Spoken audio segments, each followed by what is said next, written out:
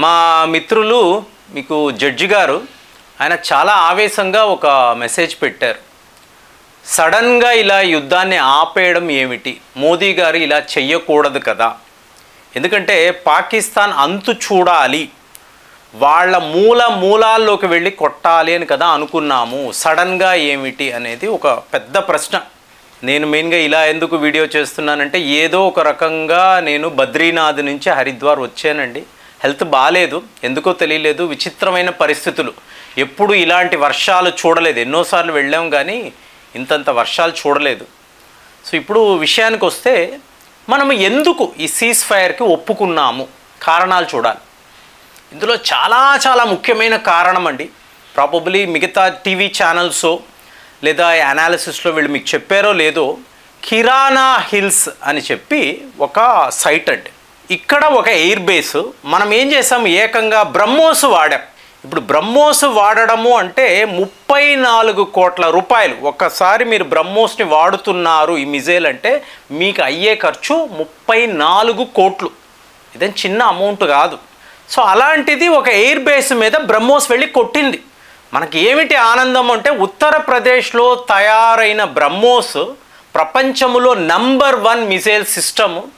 దీని పనితనాన్ని ప్రత్యేకంగా ఈ ప్రపంచం చూసింది. తిరుగులేని బ్రహ్మోస్కి తిరుగులేదని ప్రపంచానికి అర్థమైపోయింది. కానీ ఇక్కడ అమెరికా వాడు ఏం చేశాడు అంటే కీన్గా అబ్జర్వ్ చేస్తున్నాడు, మనము ఎక్కడెక్కడ ఎలాంటి లొకేషన్స్ మీద దాడులు చేస్తున్నాము. వాడి దగ్గర బాగా సాఫిస్టికేటెడ్ శాటిలైట్స్ ఉంటాయి కదా, సో వాటిని పెట్టుకొని వాడు గమనిస్తున్నప్పుడు ఇమీడియట్గా మనల్ని అలర్ట్ చేశాడు. ఎందుకు అలర్ట్ చేశాడు అంటే ఈ కిరానా హిల్స్ అనబడే ఎయిర్ బేస్ ఉంది చూసారా, దాని పక్కనే పాకిస్తాన్కి సంబంధించిన ఒక న్యూక్లియర్ సైట్ ఉందండి. ఇప్పుడు మనం ఏం మాట్లాడుతున్నాం, ఇప్పుడు నన్ను అడిగారు అనుకోండి, నేను అన్నది ఏంటంటే 3 రోజులే యుద్ధము చెయ్యాలి. మా మిత్రులు ఎవరినైనా అడగండి, నా ఒపీనియన్ అడిగితే ఇదే చెప్పాను. ఫస్ట్ డే మీరు తీవ్రవాదుల క్యాంపుల మీద కొడతారండి, ఎక్కడెక్కడ ఉన్నారో వెతుకుతారు, వాళ్ళని కొడతారు. కొట్టిన తరువాత 2వ రోజు పాకిస్తాన్ వాడు మన మీద తిరగబడతాడు, అప్పుడు పాకిస్తాన్ మీద దాడులు ఉంటాయి. జరిగిందా లేదా చూసుకోండి. 3వ రోజు పాకిస్తాన్ వాడు వాడి డ్రోన్లు వాడి మిజైల్స్ మన మీద వాడడానికి ప్రయత్నాలు చేస్తాడు, మనము ఆపుతాం. ఆపిన తరువాత ఇక మీదట నేను ఏమీ చెయ్యలేను అని చెప్పి సీజ్ ఫైర్ అంటాడు. ఫ్రెండ్స్, ఒక్క విషయం అండి, యుద్ధము చెయ్యడము అనేది ఎప్పుడూ మంచిది కాదు. ఎందుకు అంటే వాడు ఒక చెత్త దేశం అండి, పరమ చెత్త దేశం, పనికి మాలిన ఒక దేశం. ఆ దేశంతో మీరు ఇంతంత పెద్ద ఆయుధాలను పెట్టుకొని యుద్ధానికి వెళ్ళారు అనుకోండి, మీరు మీ వద్ద ఉండే ఈ అడ్వాన్స్డ్ టెక్నాలజీ, ఇప్పుడు ఒక S-400 అన్నారు అనుకోండి, 35,000 కోట్ల రూపాయలు మనం ఖర్చు పెట్టామండి. రఫేల్స్ అంటే ఏకంగా 59,000 కోట్లు. బారక్ 8 మీకు 3,000 కోట్ల రూపాయలు పెట్టి ఇజ్రాయెల్ మనము రీసెర్చ్లో ఉన్నాం, R&D చేసాం. అలా చెప్పుకుంటూ పోతే ఇక బ్రహ్మోస్ లాంటి అస్త్రాన్ని మనం ఇక్కడే తయారు చేస్తున్నాం. ఒక మిజైల్ వాడాలి అంటే 34,000 కోట్ల రూపాయలు మీకు అయ్యే ఖర్చు. ఆ సిలోస్ అనండి, ఆ కంట్రోల్ సిస్టమ్స్ అనండి, ఇవన్నీ కలుపుకుంటే. అలాంటిది ఇంతంత పెద్ద ఆయుధాలను ఒక పనికి మాలిన దుర్మార్గులు వీళ్ళ మీద వాడితే మనకు అయ్యే నష్టం ఏంటి? ఇవాళ విషయం ఏంటో చెప్పమంటారా, ఇది ఒక పెద్ద జోక్. పాకిస్తాన్ వాడు నేను విజయము సాధించేసేను అని చెప్పి విక్టరీ పెరేడ్ నిర్వహిస్తున్నాడు. అంటే ఏంటి, మేము బతికిపోయాము, అమెరికా వాడి దయ, మేము బతికిపోయాము అని చెప్పి వాడు అక్కడ విజయోత్సవాలు జరుపుకుంటున్నాడు. అంటే ఇక్కడ సిచ్యువేషన్ ఏంటో చెప్పమంటారా, 40 మంది పాకిస్తాన్ సైనికులు మరణించారు, 100 మందికి పైగా తీవ్రవాదులు, అతి ముఖ్యమైన లష్కరీ తైబా, జైషీ మహమ్మద్కి సంబంధించిన నాయకులు మీకు తుక్కు అయ్యారండి. దేహాలు పార్ట్స్ అంటే ఇలా మాట్లాడకూడదు, తుక్కు అయిపోయారు, ఎక్కడెక్కడో వెళ్ళి చెదురుగా పడింది. ఆ లెవెల్లో మన దాడులు. సో ఇప్పుడు ఇది ఎస్కలేషన్. ఒకవేళ జస్ట్ ఇమాజిన్ ఫ్రెండ్స్, మీరు మీ బ్రహ్మోస్లు వాడడం మొదలుపెట్టండి, అది వాడకూడదు, ఎందుకంటే వాడి మీద అనవసరం. సరే వాడాం, మీకు 11 ఎయిర్ బేసులు మీకు తునకలు అయ్యాయి. ఇప్పుడు పక్కన ఈ కిరానా హిల్స్ అంటున్నాను చూసారా, ఒకవేళ కిరానా హిల్స్ మీద మీ బ్రహ్మోస్ వెళ్ళి పడింది, అది పేలింది అనుకోండి, ఏంటది? Nuclear site. అంటే అణు అస్త్రాలను వాడు అక్కడ డిప్లాయ్ చేసి ఉంచాడు, అది పేలింది అంటే మరో హిరోషిమా, నాగసాకి. ప్రజలు ఏమైపోతారండి? ఆ రేడియేషన్కి ప్రజలు ఏమైపోతారు? మళ్ళీ ఆ రేడియేషన్ అక్కడ దాకా ఆగుతుందా? ఆగదు కదా, భారత్ దాకా కూడా. ఎందుకంటే మీకు మంచు పర్వతాలు, మీకు అడవులు, సో అక్కడ రేడియేషన్ బాగా స్ప్రెడ్ అవుతుంది. సో ఒక స్టేజ్లో మనకే, కాశ్మీర్లో ఉండే ప్రజలకే ఇది హానిని కలిగించవచ్చు. ఈ విషయం రియలైజ్ అయిన వెంటనే మనము ఆపేసాం, మొత్తము కూడా ఆపేసాం. వద్దు, ఇది చాలా డేంజర్. ఎందుకంటే పిచ్చుకపై మీరు బ్రహ్మాస్త్రం వాడకూడదు. ఇప్పుడు ఇక్కడ అతి ముఖ్యమైన విషయం అండి, మనము S-400 కొన్నాము. కొన్న తర్వాత రష్యా వాళ్ళు యుక్రెయిన్పై S-400 మీకు ప్రయోగించారు. అమెరికా వాడి F-16 విమానాలు, వాడి వద్ద ఉండే అతి ముఖ్యమైన మిసైల్ ఇవన్నీ ఇచ్చాడు కదా, యుక్రెయిన్ వాళ్ళు వాడారు కదా. మీకు రష్యాను ఏమైనా చేయగలిగారా? తీవ్రవాదుల ద్వారా వీళ్ళు దాడులు చేసేరే తప్ప రియల్ వార్లో యుక్రెయిన్ వాళ్ళు రష్యా వాళ్లను ఏమీ చేయలేకపోయారు. అంటే S-400 యొక్క పనితనాన్ని రష్యా వాళ్ళు చేసి చూపించారు. తరువాత లెవెల్లో చూసారని మరి మనం కొన్నాం కదా, మన ఇండియన్ ఎయిర్ ఫోర్స్కి చెందిన వాళ్ళు, ఇండియన్ ఆర్మీ వాళ్ళు 6 నెలలుగా రష్యా వెళ్ళి S-400 మీద ట్రైనింగ్ తీసుకున్నాం. సో తీసుకొని ఇక్కడికి వచ్చాక మనం ఇవాళే వాడగలిగాం. సుదర్శన చక్రం యొక్క పనితనాన్ని లిటరల్గా పాకిస్తాన్ వాడికి చూపించాం.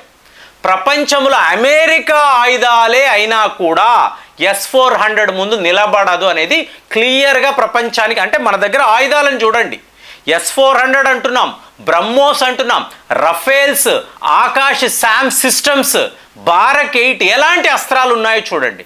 వీటికి మించి సుఖాయ్ విమానాలు, వాటి అప్గ్రేడేషన్, మెయింటెనెన్స్, అంటే ఒక హై టెక్నాలజీ ఉండే ఒక దేశము. మనము వెళ్ళి పాకిస్తాన్ వాడి మీద ఏంటి అంటే ఒక్కొక్క అస్త్రము ఎలా పనిచేస్తుంది అంటే పాకిస్తాన్ని ఒక ల్యాబ్ లాగా వాడేమండి. ఇదే కావాలి, గుర్తుపెట్టుకోండి. వాడిని రియల్గా బ్యాటిల్ ఫీల్డ్లో ఈ అస్త్రాలు ఎలా పనిచేస్తాయి ఎప్పుడు మీరు చెక్ చేస్తారు.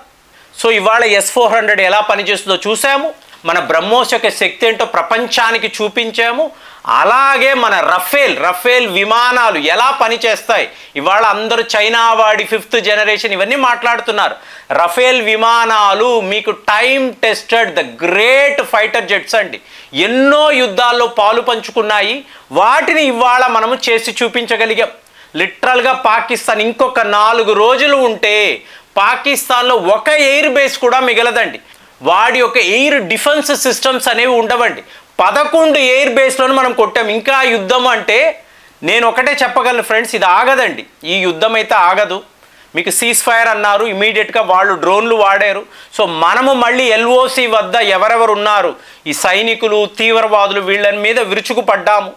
వాడేం మాట్లాడుతున్నాడు, న్యూక్లియర్ ఆయుధాలు అని మాట్లాడుతున్నాడు. అంటే చూడండి ఎలా ఎస్కలేట్ చెయ్యాలి. అక్కడ ప్రజలు ఉంటారండి, న్యూక్లియర్ బాంబు పేలితే ముందు పాకిస్తాన్ ప్రజలు పోతారు, తరువాత ఈ రేడియేషన్ చుట్టూరుతా ఉండే ప్రాంతాలకంతా కూడా వ్యాప్తి చెందుతుంది. ఇది జరగకూడదన్న మంచి ఉద్దేశముతో మనది ఎప్పుడూ కూడా ధర్మయుద్ధము. మనము తీవ్రవాదులు అన్నాము, తీవ్రవాదులను ఎలిమినేట్ చేశాం. పాకిస్తాన్ వాడు అడ్డము వచ్చాడు, వాడిని ఎలిమినేట్ చేశాం. ఒకవేళ నువ్వు న్యూక్లియర్ బాంబ్స్ అన్నావు అనుకో, మా దగ్గర ఉంది కదా, మా దగ్గర ఇంకా హైలీ ప్రొఫెషనల్ అణువస్త్రాలు ఉన్నాయి. మేము హయ్యెస్ట్ టెక్నాలజీ వాడి వాటిని తయారు చేసాం. నీకన్నా మా వద్ద ఎక్కువ ఉన్నాయి. సో ఇప్పటికి అమెరికా వాడు ఎందుకు గమనిస్తున్నాడు అంటే ఇది ఒక రోగ్ కంట్రీ. పాకిస్తాన్ అనేది ఒక చెత్త దేశము. ఆ దేశము పొరపాటుగా ఇక్కడ ఏమైందంటే ఫ్రెండ్స్, మీకు సివిలియన్ గవర్నమెంటు, పాకిస్తాన్ ఆర్మీ, తీవ్రవాదం, ఎవరికి సింక్నరైజేషన్ లేదండి, లింకులు లేవు. ఎవడికి తోచింది వాడు చెయ్యాలి అని ఇవాళ వాళ్ళు ప్లానింగ్లో ఉన్నారు. కాబట్టి ఏదో యుద్ధము ఆగిపోయింది, ఎందుకు సడన్గా ఆపేసామో అది కాదండి.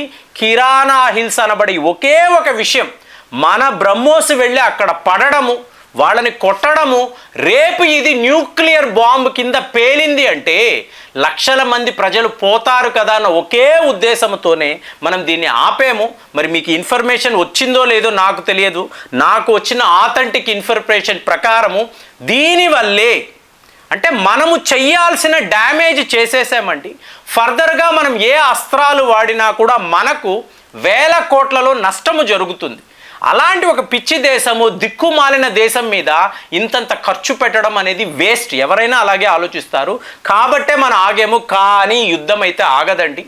మళ్ళీ ఆ తీవ్రవాదులు అంటారు, మళ్ళీ మనం కొట్టాల్సిన దెబ్బ కొట్టే తీరుతాము. దీనిని ఎవడో ఆపలేడు. ఇదే జరగబోతుంది. కావాలంటే మీరు గమనించండి. మరి దీనికి ఇలాంటి విషయాలు జరుగుతున్నప్పుడు మీరు ఎలా స్పందిస్తున్నారు?